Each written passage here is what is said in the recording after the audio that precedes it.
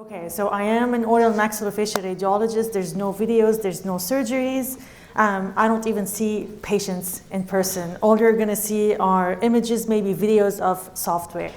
So I know Dr. Captain already introduced me, but this is just what I do every day. I graduated from UT Health San Antonio, and ever since I graduated, I've been working with Carestream Dental.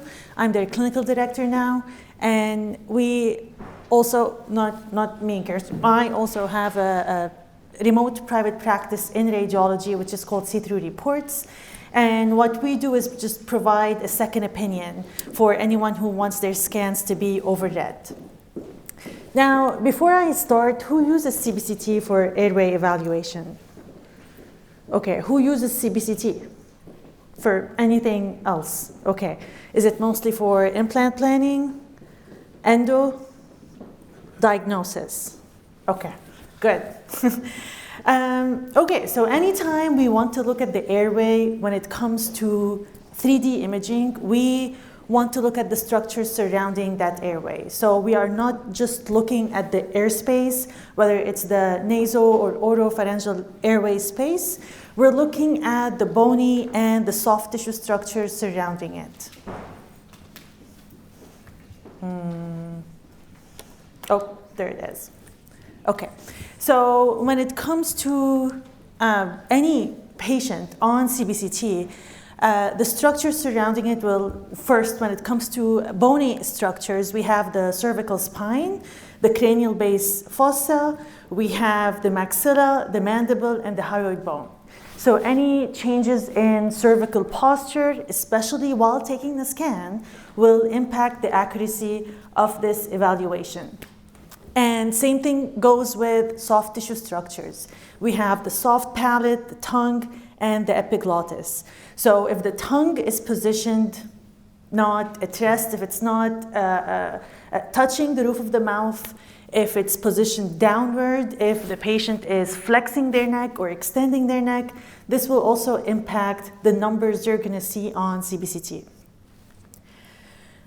So anytime we want to evaluate the airway on CBCT, we want to cover two things. One is the qualitative evaluation, so looking at the structures around the airway, trying to find that point of obstruction or restriction in space. And second thing is the quantitative evaluation. So first, when it comes to the different landmarks that could be the reason of obstruction, the most common ones are any turbinate, hypertrophy, enlargement of tonsils, deviated septum, and the position of the tongue. So in the nasal cavity, the most common variation of normal that you will see that can also impact the airflow within the patient's nasopharyngeal airway space is just a deviated septum. It's a variation of normal. There are even studies that show this is actually what's normal, because in 1,000 studies, there's this research group that found over 95% of patients had a deviated septum. So just having a straight path is the uncommon anatomy to see. But not every deviated septum will cause a restriction or a reduced airway flow. A lot of them will just be variation without causing anything. These are more severe ones where you see even there's a spur growth forming and in contact with the turbinates. You can see that because of that large space or because of that concha bullosa, the left middle turbinate is even absent. There are different types of deviated septums. Some can come in an S shape, some can come in a C shape, but the one thing that you'll mostly see that you guarantee radiographically that there is an obstruction is the presence of a bone spur growth. So these are different levels of bone spurs. This is mild, and you'll see this one is more severe where you have a visible obstruction on the right side. We mentioned concha bullosa. Concha bullosa is just entrapment of air within a turbinate. And when we have that entrapment of air, it will cause the septum to deviate. That septum deviation will affect the size or the volume of the turbinate and eventually affect the patency of the ostium. So that patency, and this is this one right here, is important not just when it comes to airway evaluation, but when you're doing anything related to the maxilla, whether it's implant planning or endo treatment. Okay, so aside from findings in the nasal septum, soft tissue variation, like enlargement of tonsils, of adenoids, can also cause a restriction in the or nasopharyngeal airway. A lot of times we get patients that say, well, there's something wrong with the report. You said my tonsils are enlarged, but I know I removed my tonsils as a kid. But the thing is, there are 3 different tonsils. When someone undergoes a tonsillectomy, it's not necessarily that they removed all 3. It could be that they just removed the palatine tonsils, but that enlargement now is in the pharyngeal, or vice versa.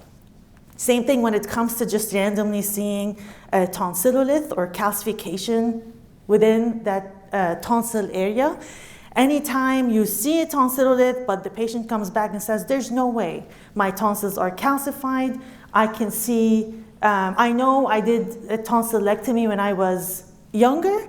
This is also, they're not specifically related. A lot of times you might see residual tissue that can form that calcification. So this is an example, axial and sagittal view, showing enlargement of the pharyngeal tonsils or adenoids. And you'll see in this case it covers more than 50 to 75% of that space. I would say the one we looked at is mostly similar to this. And showing those to the patient can have an effect, or to the patient's parents, can have a higher impact for them to really see and believe this. Other than pharyngeal tonsils, you can see in this scan, even though it was sent for airway evaluation, that position of the tongue is posterior. So any measurement I provide in this case will not be as accurate. It doesn't mean the patient doesn't have an obstruction or a reduction in airway space, but because the tongue is moving, the muscles in the tongue are moving posteriorly, we can have a false positive. Another case of tonsillolith, enlargement, and even though we just talked about this is only soft tissue or this is only posture of the neck, everything is connected to each other. They're all related to each other. Anytime a patient changes the breathing from nose to mouth breathing, you have parting of the lips, and these are things you can see on the CBCT scan. The mandible drops down, so those measurements change as well. The hyoid bone drops down, the tongue drops down, and you can eventually see a narrow palate. And I noticed there's a lecture this afternoon that talks about chicken or the egg. I am very excited to see this one. I don't know who presents it, but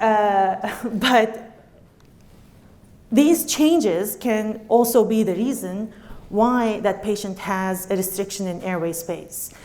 Sometimes it could even just be asymmetry in between the condyles, whether there's a condylar hypoplasia. So any change in development or lack of development within the condyles can also impact that airway space.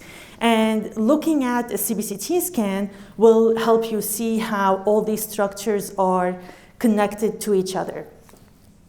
Now, when it comes to quantitative evaluation, this is a video of the Carestream imaging software using the airway measurement tool, but most, and if not all, CBCT softwares can also have that airway measurement tool as well. So if you're not using this, you're using something very similar to it. I'm just gonna replay the video just to show you how easy it is to do that measurement. You just do 2 points. The points of reference that I use are the posterior nasal spine and the epiglottis or the hyoid bone. It's important to have reference points, even if your reference points are different than mine, just because when you want to compare before and after treatment, or compare as the patient gets older to see the difference in the airway restriction, you want to make sure you're measuring the same area, especially because this is a very sensitive, it's very sensitive to measure. So any change in neck posture or tongue position while taking the scan will impact that number. So you can see in this case, we have the tongue is not resting on the roof of the mouth, but whenever we get a measurement, and you can see over here, let me just pause it, we will have 4 different numbers. You will have first the overall volume of the area you just measured. So this is the centimeter cube. This will change anytime you modify the points up and down. And you'll also see where the restriction is in this scan. So again, could be affected by positioning. Now, you will have 3 numbers. One is the cross-sectional diameter, so the minimum cross-sectional airway at this level. You can also scroll through the scan and get the different cross-sectional areas throughout, like every slice. You also have the narrowest anteroposterior and narrowest right-left linear measurement. Now, when it comes to reference points, there is this one article that was written in 2010 that has guidelines on CBCT and the minimum cross-sectional airway, minimum cross-sectional area that's measured.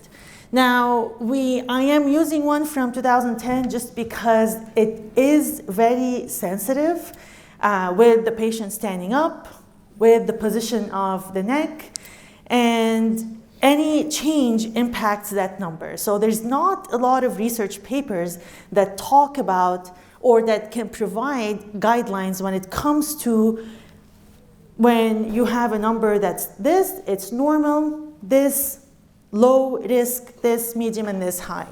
So this paper was by Dr. Hatcher, who is a radiologist, and Shandell, who is an orthodontist.